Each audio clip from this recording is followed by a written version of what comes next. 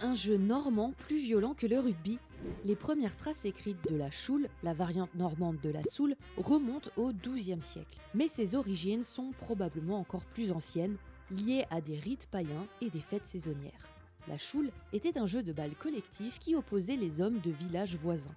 Le but du jeu était d'amener le ballon à un objectif précis, comme le portail d'une église ou le pignon d'un moulin. Si l'on retient souvent sa grande intensité physique et ses débordements, des études historiques montrent que cette violence n'était pas l'essence même du jeu. Les plaintes d'habitants de l'époque témoignent au contraire de l'existence de règles non écrites et d'un code d'honneur communautaire.